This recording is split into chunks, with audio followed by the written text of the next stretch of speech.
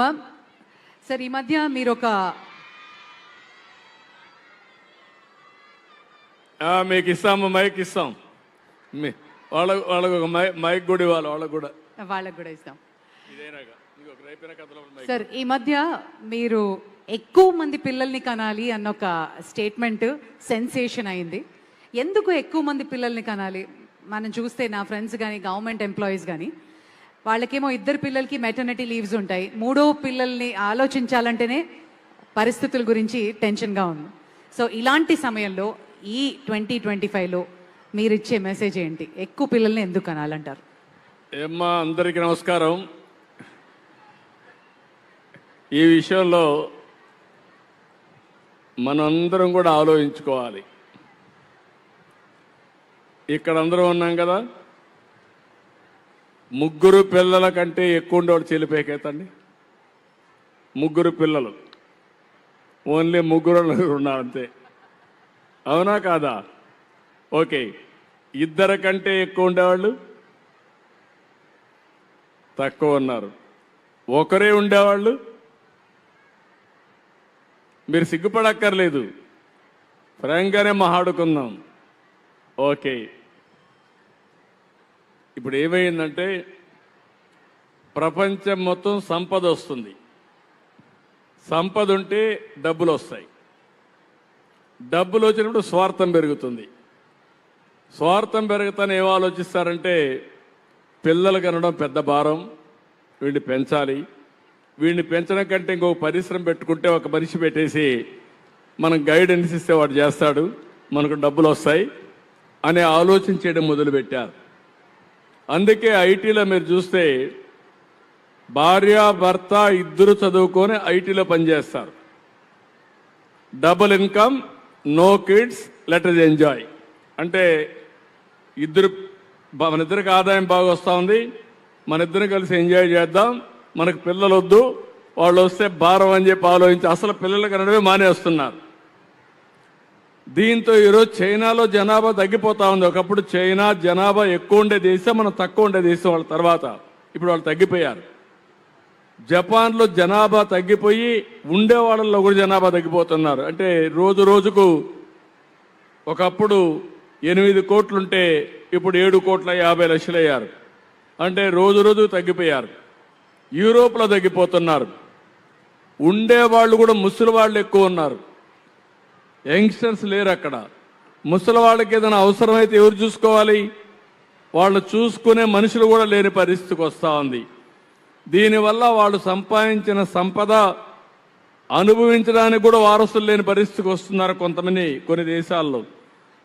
మన దేశంలో మీరు చూస్తే ఇప్పుడైతే జనాభా బాగానే ఉన్నారు, ఇంకా ఒక 20 ఏళ్ళు ఉంటారు, అక్కడి నుంచి జనాభా తగ్గుతుంది.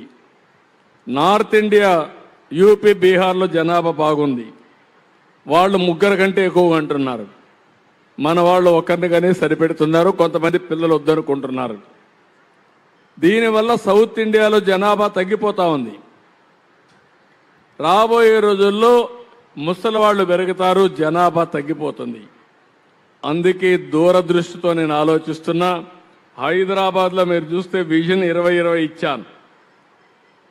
ఎప్పుడు ఇచ్చాను? 2000లో ఇచ్చాను. ఈరోజు హైదరాబాద్ ఎట్లుందో నేను 2000లోనే చెప్పాను. ఈ విధంగా హైదరాబాద్ ఉంటుంది 27లో అని చెప్పి చేశాను.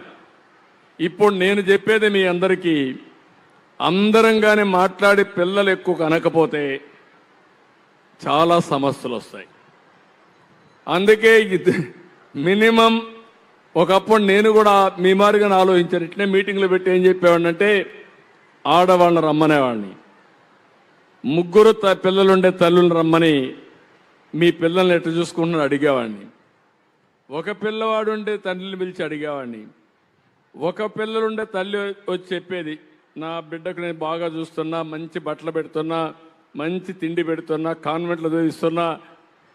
3 4 ఉంటే మేము చదివించలేకపోతున్నాం, మా దగ్గర డబ్బులు లేవు, కష్టాలు ఉన్నాయి, చాలడం లేదు అని చెప్తే అందరినీ అడిగేవాడిని ఒకరినే కనమని.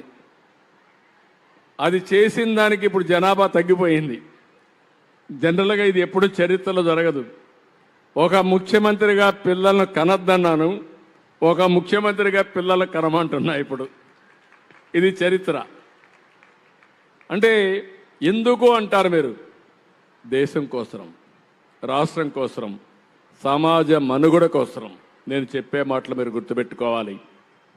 ఒకప్పుడు నేను 2 పిల్లల కంటే ఎక్కువగా ఉంటే స్థానిక సంస్థల్లో పోటీ చేయడానికి అర్హత లేదు. ఇప్పుడు 2 పిల్లల కంటే తక్కువ ఉంటే స్థానిక సంస్థల్లో పోటీ చేయడానికి అర్హత లేదని కొత్త చట్టం తేవాలి నేను ఇప్పుడు. ఈ 2 జరిగే పరిస్థితి వస్తున్నాయి. అందుకే నేను నిన్న అన్నాను, తల్లికి వందనం.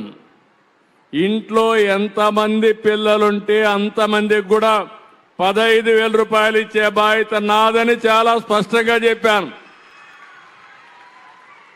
ఒకరికి కాదు, 2రికి కాదు, 3రికి కాదు, 5 మంది ఉంటే కూడా 60,000 రూపాయలు ఇస్తాం. దీనివల్ల జనాభా పెరగాలి. ఇప్పుడే ఒక మాట అన్నారు, ప్రభుత్వ ఉద్యోగస్తులు కూడా వాళ్ళకు మెటర్నిటీ లీవ్ ఇస్తారు ఒక 6 నెలలు. దానివల్ల 2 బిడ్డలకే ఇస్తున్నారు, 3వ బిడ్డ పుడితే ఇవ్వరు అని. వాళ్ళు 5-6 మంది పుట్టినా మెటర్నిటీ లీవ్ ఇస్తా, 6 నెలలు లీవ్ ఇస్తా, ఇంకా అదనంగా బెనిఫిట్స్ ఇస్తాం వాళ్ళకు కూడా. ఇది కూడా నేను అనౌన్స్ చేస్తున్నా. ఇది ఒకటే కాదు, ఈరోజు మహిళల గౌరవం నేను ఒకటే గుర్తుపెట్టుకుంటున్నా.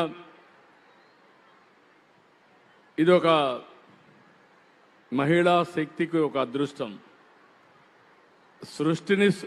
సృష్టికి సృష్టికర్తలు మీరు లేకపోతే సంతానమే ఉండదు. ఆడగాని మగగాని సంతానం ఉండే పరిస్థితి లేదు.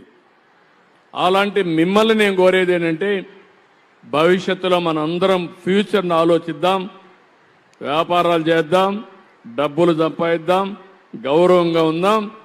అదే సమయంలో జనాభాను కూడా మేనేజ్ చేసే పరిస్థితి రావాలి. నేను అందుకే ఒక మాట పాపులేషన్ మేనేజ్మెంట్ అన్నాను. ప్రపంచంలో భారతదేశం ఒక శక్తివంతమైన దేశం. 2047కి ప్రపంచంలో అగ్రదేశంగా మన దేశం తయారవుతుంది. అయితే ప్రతి సంవత్సరం కూడా మీ తలసరి ఆదాయం పెరుగుతుంది. పెంచే మార్గం నేను ఆలోచిస్తున్నా. నేనేదో 47 చెప్పి